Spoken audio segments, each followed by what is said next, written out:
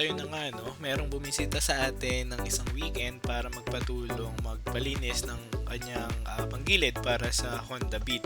Siyempre, tinulungan natin para ma-resolve yung kanyang issue at ma-ensure na malinis yung kanyang panggilid.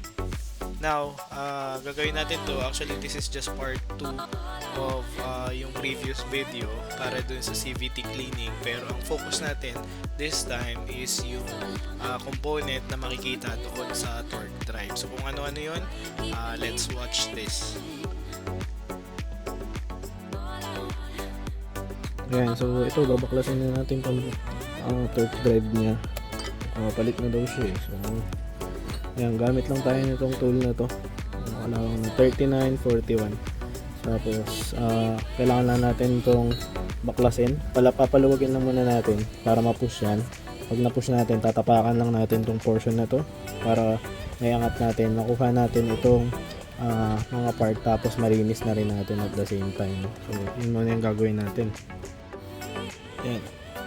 So ito, pag nalagay nyo na yung 39, takot ng basahan para mahawakan mo lang ng gusto. Tapos yan, kailangan lang paluin.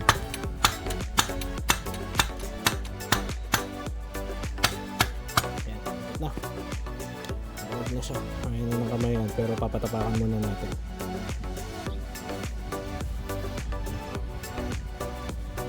Ikot na siya.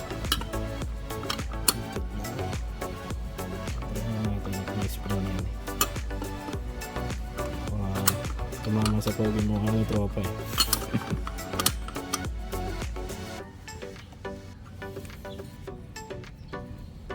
Dito kaya ng kamay. Tigas pa siya.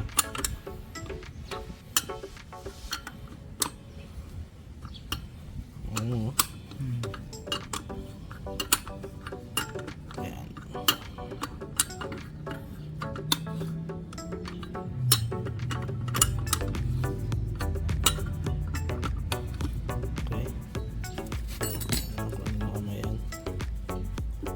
Paka mo ba? Hindi naman eh. Ayan. Pumuntan na yan. Pag nangat na, itong 39 na nut na to, pag natanggal na siya, ganito magiging itsura. Lalabas yung spring. Ayan. Lalabas yung spring. Tapos pwede mo naman itong clutch na assembly. Kung tanggal mo yung clutch, tapos itong center spring mo, meron yung boot dito. Wala namang orientation yung clutch, basta pwede mo yung tanggalin. Tapos papalinis na natin ito kung bunso. Tanggal na yan. Okay, and then ito naman yung male and female na ito naman yung tatanggalin natin. So lilinisin din natin yan pati loob. Baka yung mga ito, hindi pa naman siya natuyuan ng grasa, pero lalagyan na rin natin para sure na malinis. Ayan, so para matanggal to, kailangan mo lang itong hawakan, tapos i-twist. I-twist mo lang ng ganyan. May mga dadaanan din na part. May mga grasa pa rin naman yan. Kailangan lang yan tanggalin sa loob na yan. Pag natanggal, meron yung mga guide pins. Mga guide pins na yan, pwede naman natin yan. Actually, pwede mo nga itong i-check eh. Ayan. Dapat ganyan malaro. Puputik na, pero goods pa naman. Madulas pa rin siya. Ayan. Yung guide pins na yan, yan ang trabaho niyan. Para i-guide yung pag-angat. Pagka nagre-rev ka, yan, bubukayan ng ganyan. Yan. Tapos, i-guide niya yung belt. Tapos, ito yung mga sabi kong guide pins. Yan, tatlo yan. Yan. Pwede natin kunin ng long nose. Ayan, so itong guide pins tanggalin din natin, no? So atakan lang natin itong long nose para matanggal siya. Ito, buusa na siya. Galing na. Buusa na. Ayan. Tapos itong part na yan. Ayan. Tatlo yan. Tatlo yan magkakasama, no? Ayan.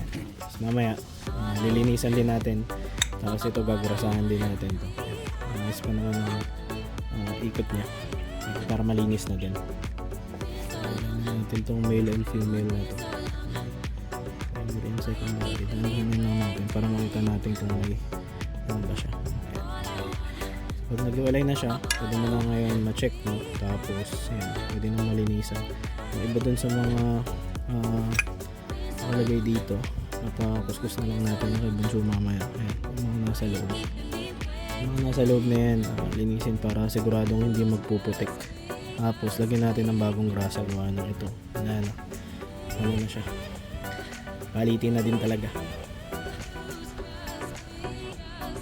Yan lang actually yung laman ng buong torque drive mo pagka pinaklas mo siya. So, pwede mo nang ipalinis. So, kung sakaling papalitan to, itong clutch lining, then, itong lining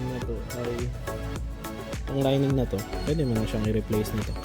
May turbo daw itong clutch niya, kaya gamitin natin. Yan. So, babalik lang natin, pero papalinis muna natin yan.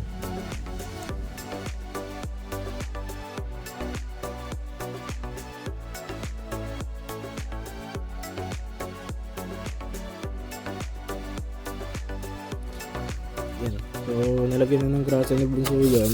Tapos ito, lihain lang natin. Lihain natin konti. Matanggal yung ibang part na madumi at yung mga sobrang makikinis. Tapos after yan, pwede na natin yun ibalik.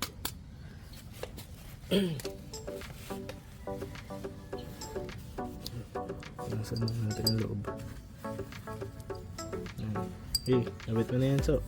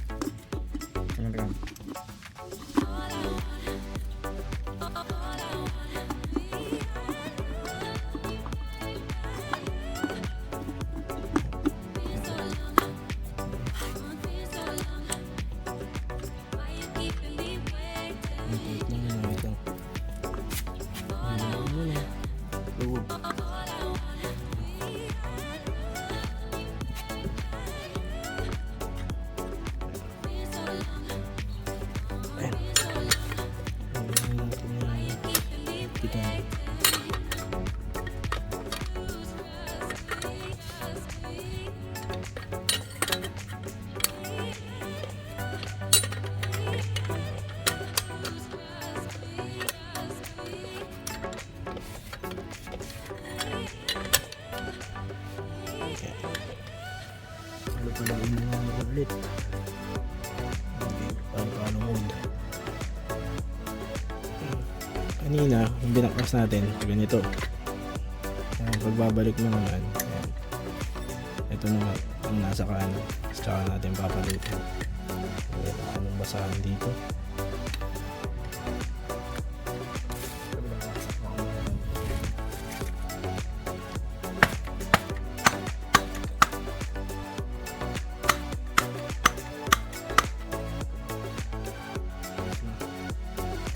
Ayan, so mahigpit na.